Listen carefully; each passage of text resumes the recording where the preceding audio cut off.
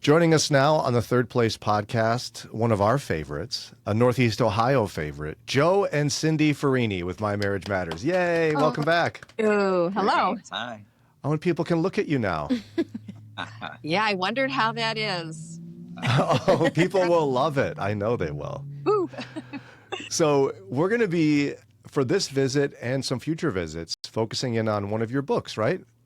We would love to do that. And since we're talking about marriage, this is the name of the book. It's called Love Always, and it's embracing marriage together. And in this book, we've talked a lot about special needs because we have that in our marriage. Our son has special needs. But the gist of the book is love always. So my parents, actually, this was their wedding ring, not their wedding ring, their 50th anniversary ring. Oh. And my dad was not well. He had Alzheimer's, and he was in the probably about the very tail end of his illness. And my mom longed to be married for 50 years. That was such her goal. So when they hit 50 years, they had wedding rings remade, and inside it said love always. And she had been taking care of him. And I think that's kind of, we don't think about that when we walk down the aisle, that someday down the road we're going to be taking care of each other the way that my parents were at that time. Yeah. And so that was her thought, I am loving you always, always. And so that became the title of the book. And what we want to do really is go through some marriage vows. We'll just do one thing today, but go through some marriage vows and talk about how we can love each other always. Because someday we're going to be called to do something really beyond what we expected. Yeah, and so zeroing in, you want to talk a bit about direction today, right? Yeah, we would like to. Do you want to say anything to start us off? Or I have nothing to say. You have nothing to say. Joe Ferrini. Yeah, right. That's not always fun, but that's what it says right now.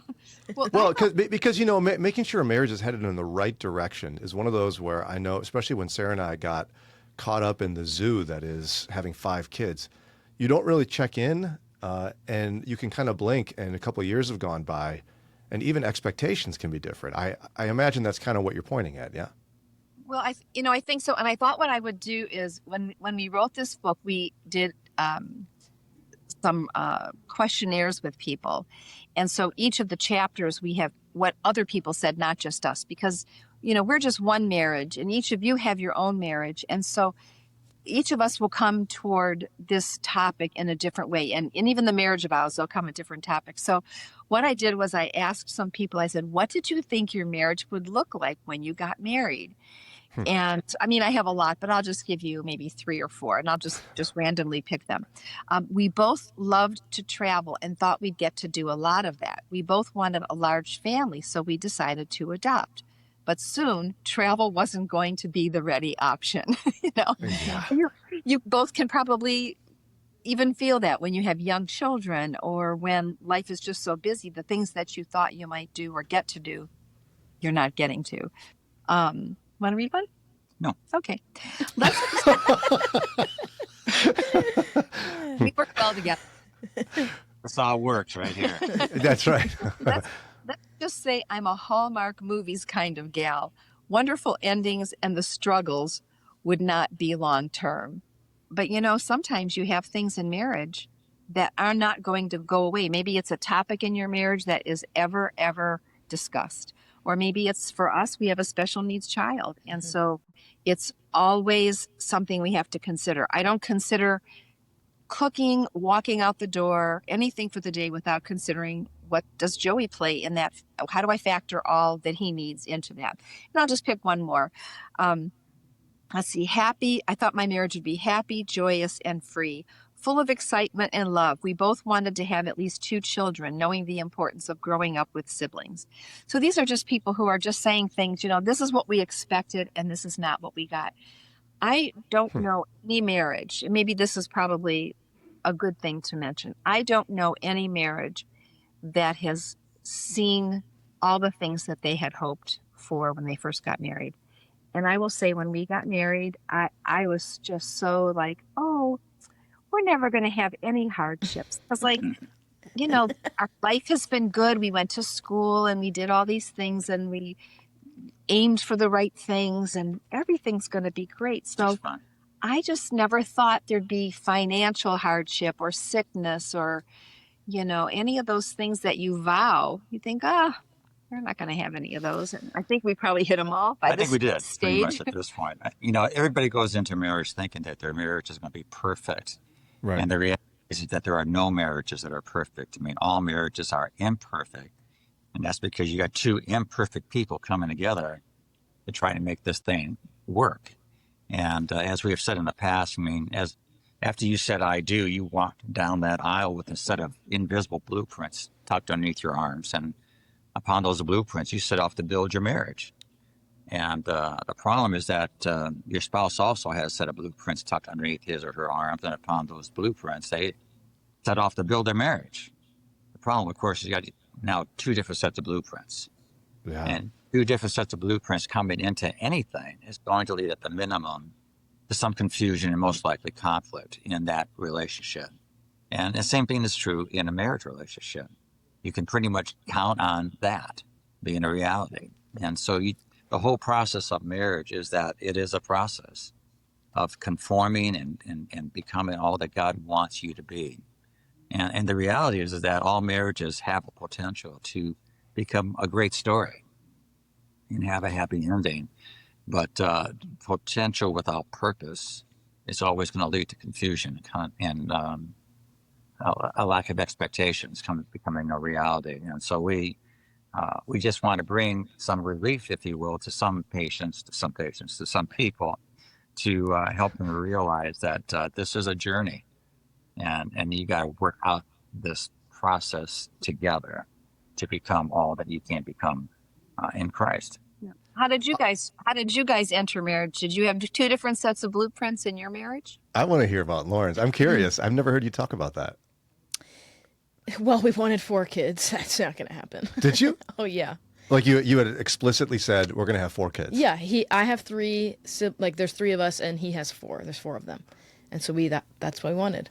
That is not what we would like. Now that you have 2, you're like, We have done. 2, and that's enough for us.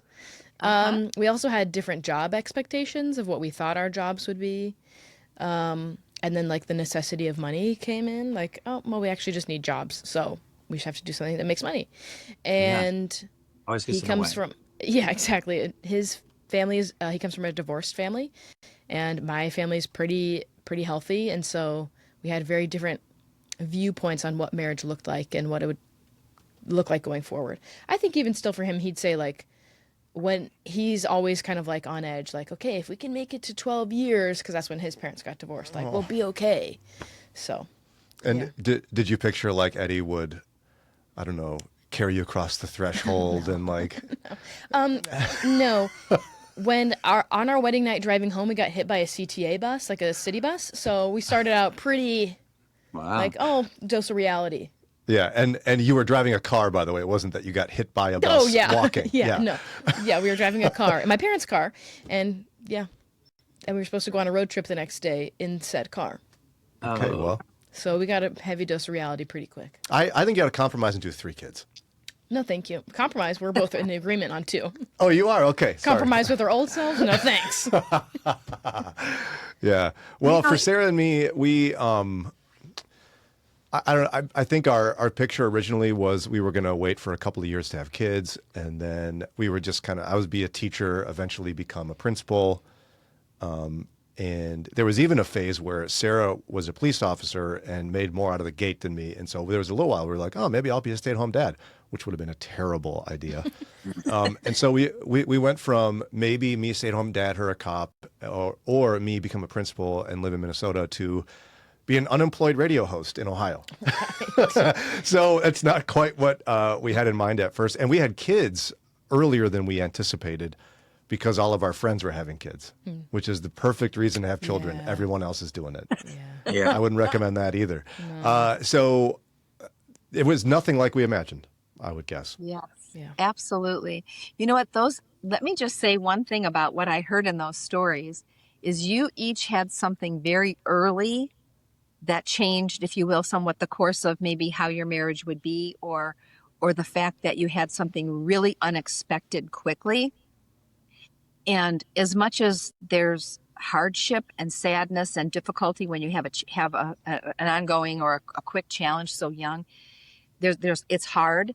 But also one thing that I see now that I'm further down the road and we've been married a long time is some of our friends or people in our groups of acquaintances that we know, if they haven't had that younger, when they get older and they've been married a while and then like their really elderly parents get sick, they don't know how to deal with it because they haven't had, if you will, the track record of this is how we deal with hardship. This is how we deal with challenge. And that makes it really, really hard. You've been Yeah. married for 40 years or 45 years, and all of a sudden your parents need help. And you're like, well, I've never had to really serve somebody in the way I'm having to serve. And when you have children, and a lot of children or children early, that right away takes the focus off you. You know, Yeah, and I it think does. there's something good about that because some people get rather set in their ways and selfish. And then, you know, you can't be selfish this way. You can't be because it's not going to make the marriage work very well. So, yeah, so the Lord really gave you a good start there, guys. Well, and on top of that, Lauren and Eddie launched into parenthood in the midst of COVID, which, I mean, they went through enough hardship that I feel like you guys moving to Ohio was kind of like, meh. Oh, big deal. We moved across states, but we had a child during a global pandemic. Yes. So yeah. we're going to be I okay. think we'll be okay. Yeah. Oh, that's true. Gave Yeah, birth with a mask on. Had this, what are those big, I don't know, they were like cleaning the air out of the room, but it was like the whole time. And I was like, can we like get out of here, please? They made you wear a mask? Yes. That's horrible. And I had to get a COVID test, and those were the ones when they were like launching it into your brain. And Yeah. scrambling your brain. Oh, goodness. Yeah. Yep. Yeah, you guys are going to be okay. Yeah, I think we'll be all right. Yeah. Well, see, So- all those things, while they're hard, they happened early. So, Yeah. so like just what you said, Brian. So like, oh, your move to Cleveland area probably was because you've already been through such hard things that when the next difficult thing comes, you sort of have a range of knowing like, well, this is not that hard. Yeah. You know, Yeah, we'll And survive.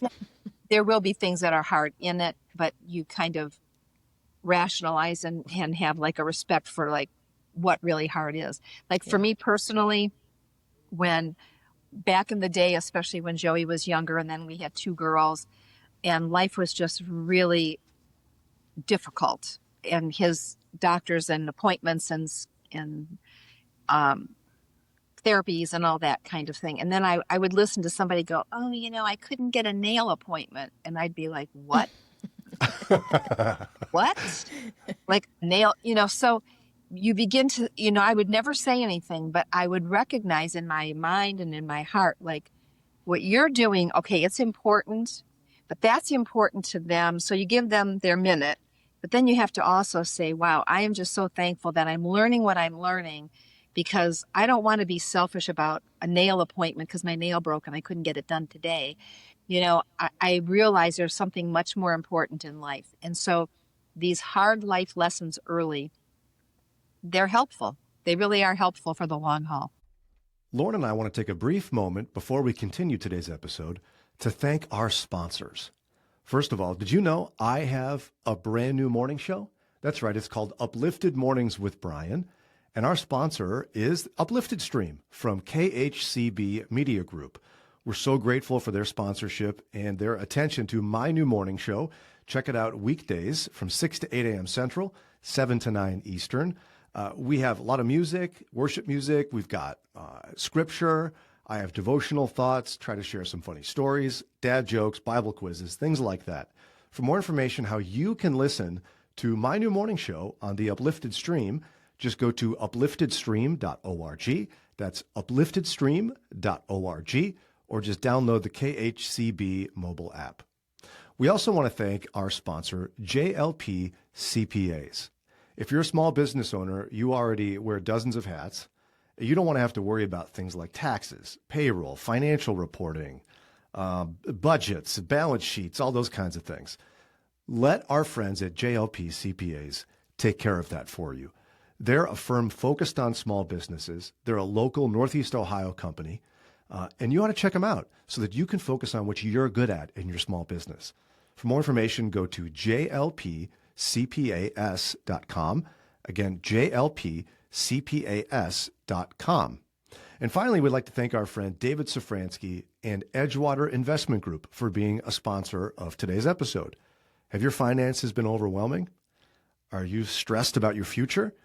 You should talk to Dave and his team at Edgewater Investment Group. They'll help you with things like budgeting, retirement, investing, and they'll be honest and straightforward. So you want more information about how you can get connected and get their help with your future financially? Go to edgewaterig.com. Again, that's edgewaterig.com. Thanks again to our sponsors, and now we'll keep going with today's episode. And those things are either going to drive you apart or drive you together. Mm-hmm. And what's going to keep you together, of course, is one's relationship with the Lord. And clearly, God has very graciously has provided us with a lot of direction and some tools to help us to become all that we can become in a relationship. And so, try to imagine folks doing this marriage thing without God in their lives. It's pretty much science fiction to me. I mean, I don't quite understand how they can go about doing that.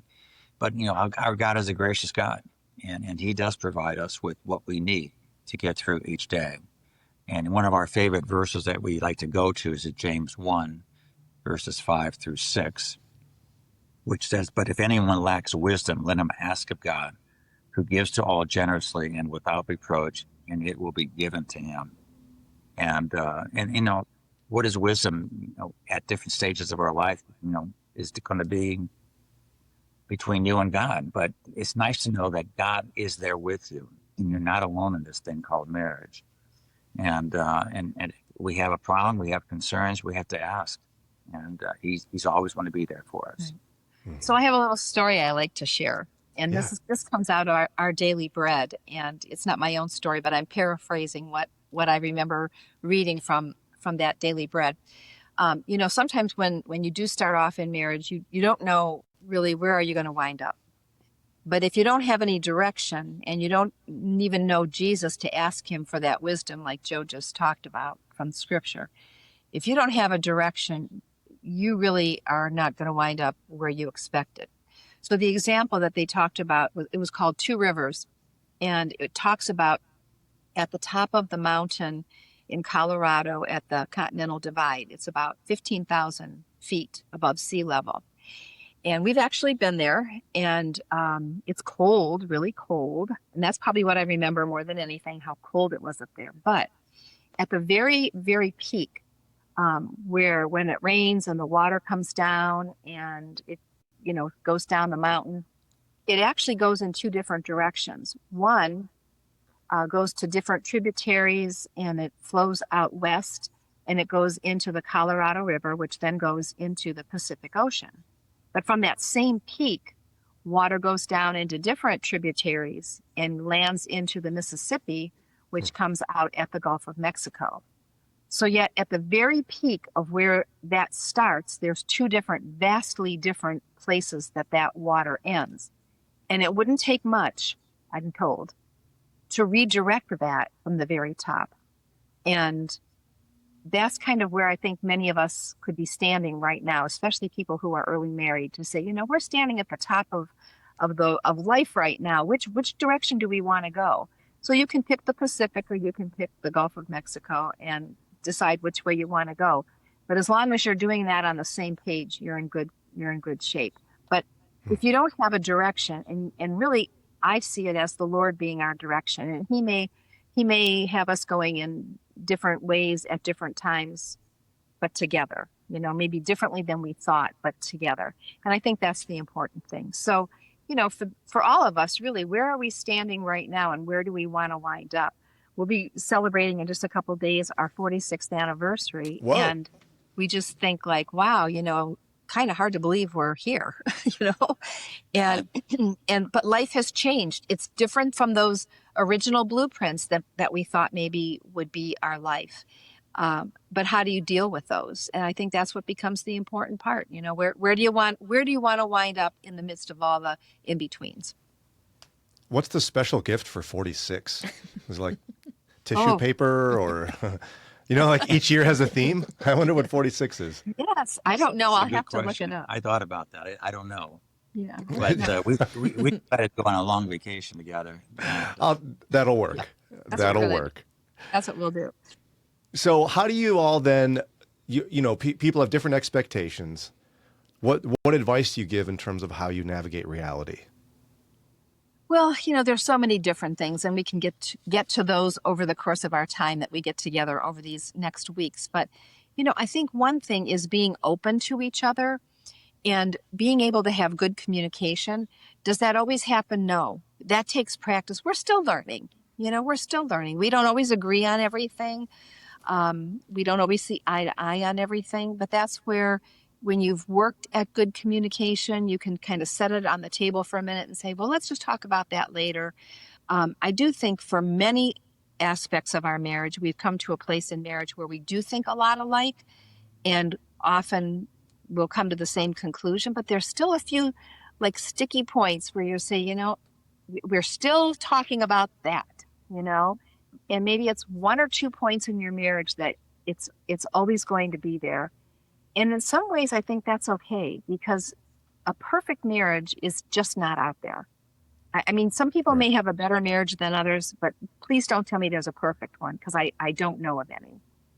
So I think that's the first one, just really being open to each other and talking about things openly. Yeah. And then just being honest with each other, It can be hard, though, sometimes. Yes, it can be. It can, especially when you have to be honest with your spouse about something that maybe they need to change, And Joe's come to me with things, and I'm really grateful that for the most part, we say those things privately. We don't say in front of other people things that we should each change. But we have to be honest with each other. Who's going to be a better critique, a more loving critique than your spouse if you're really working in communication, in a good way? Well, and that's one of Lauren and Eddie's great gifts. In fact, Eddie is one of the only men I've ever met that can really just say anything to his wife. That looks horrible on you, he could say, right? Yeah, he could. I'd appreciate it. And the guys like Joe and I would go, I don't know. I don't think I would say that. Yeah. I appreciate that about you guys. You guys have that real open, honest thing where, he really can be brutally honest with you if necessary. Yeah. But he must do it gently. Not always, but But that's what you signed up for. Okay. but I'm not always gentle either. So I get that. Hey, no one's ever accused you of being gentle. no, they haven't. I think that's good. If that's what you've established, that becomes you. That becomes uniquely you. Yeah. So maybe if Joe would say something to me, maybe the way that Eddie would say it to you, it might hurt me. Mm-hmm. But if he can would, say that to you, and that's okay, and he knows that's okay, that's fine. So those of us watching from the outside, looking into your life, we have no way we should not judge you. We should not say, why is he talking to her like that? No, that works for them. Yeah. You You should be worried if he's not talking to me.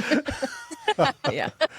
That's right. Yeah. I mean, as an outside observer looking into that conversation, I'm saying, well, those folks have a really good chance of surviving this thing called marriage, because there's honesty, there's transparency, and there's growth.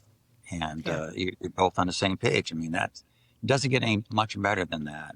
And no matter what level of marriage you're in, first year, 42nd year, 46th year, whatever. Yeah, it's taken Sarah and I a lot longer to get to that phase of honesty because we're both very defensive people and very reactionary. So for many years, it was fighting about the dumbest little things in the whole wide world. Sure. But now we've gotten a lot better at receiving each other's critique and advice, and we've gotten better at giving it. Because that's part of the problem too, I think. So. Yes.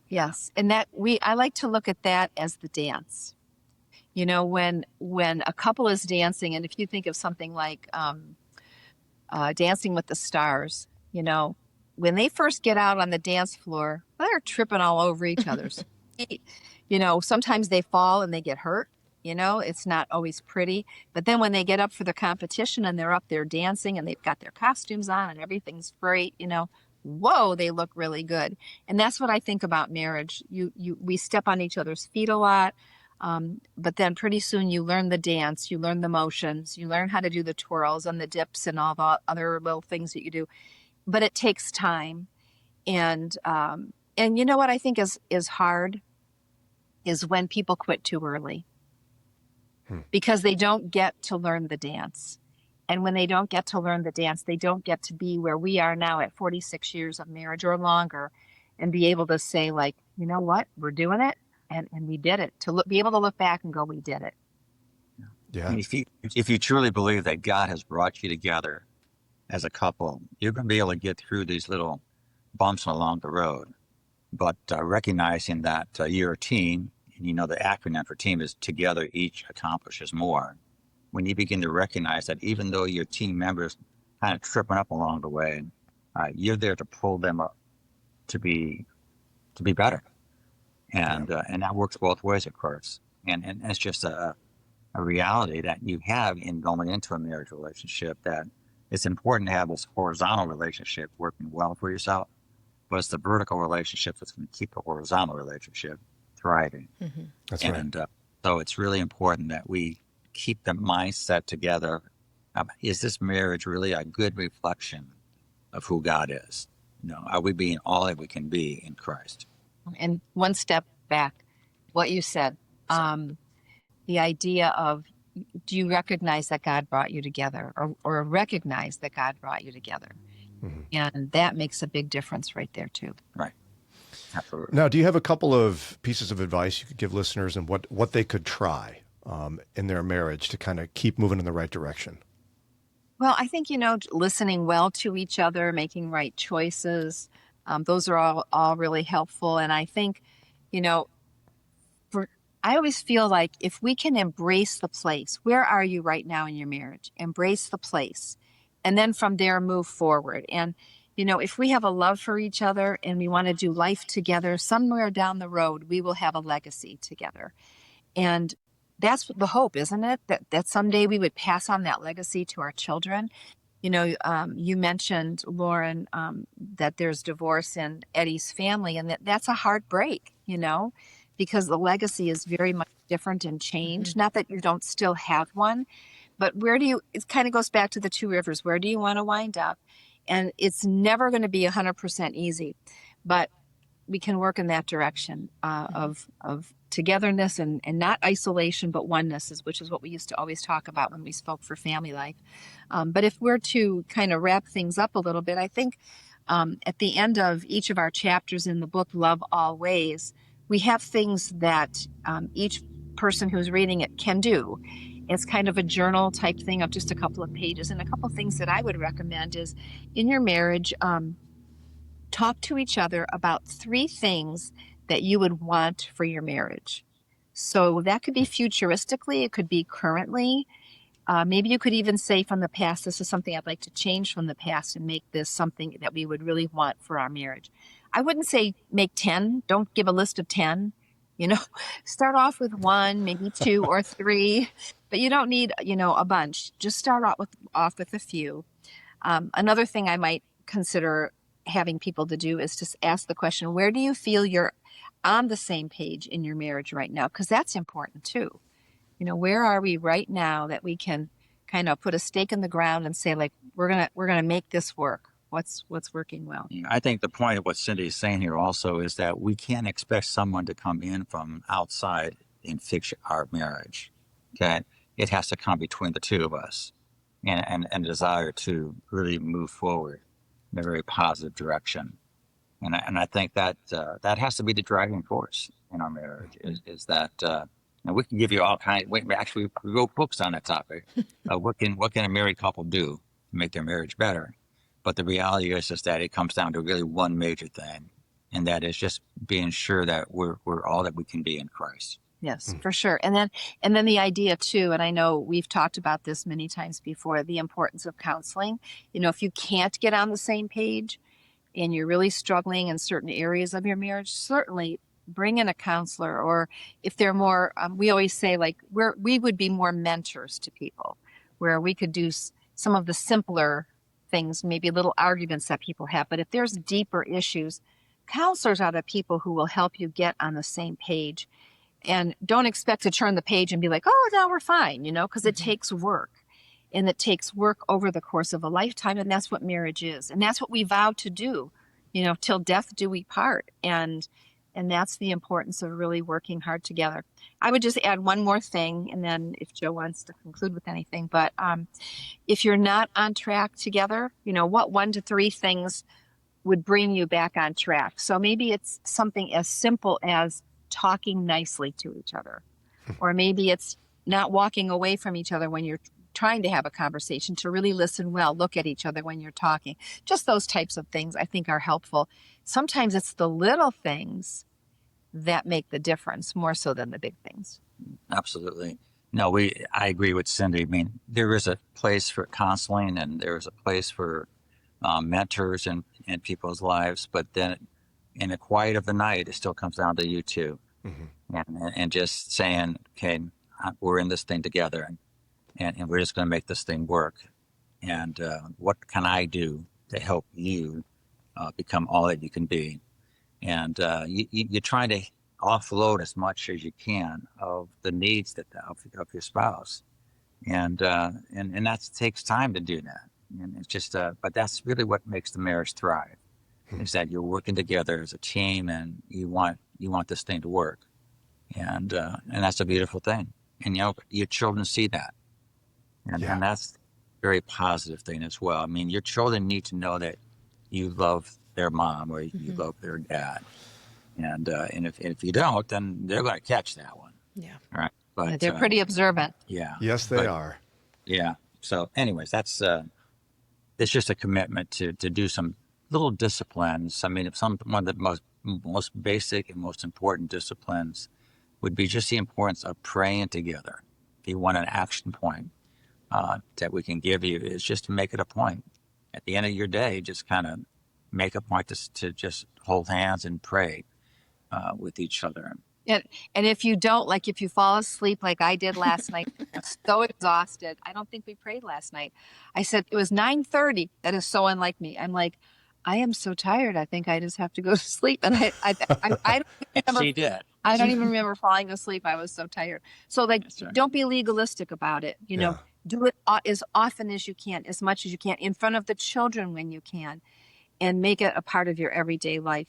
Short prayers are just as important as long ones. So, no guilt trips on people if you are just praying a short prayer, but it's important. Yeah. And the other thing we tell people to do, and suggest that people would do, is that, after you hold hands and pray with one another, it's a good time to say, I love you, and then to kiss. That's how we end our day if she has not fallen asleep. And it's a 3-minute kiss, Joe. Isn't that what you recommend? Or 4 minutes? It's a 3-minute one. No, actually, no. Yeah. Well, he always says it's a 30-second kiss, but it might lead to something else. That's right. You never know. You never know. Well, special thanks to Joe and Cindi Ferrini, who've been our guests today from My Marriage Matters. Tell people how to connect with you, learn more about the book, and all that. Yeah, we'd love to have them come to My Marriage Matters on Facebook. That would be a great place. Or if they'd like to come to our website, where we try to keep things up a little bit in terms of adding things and so forth, it's joeferrini.com or cindyferrini.com. Wonderful. Thanks to you both. Always fun hanging out with you. We appreciate you both. Thank you.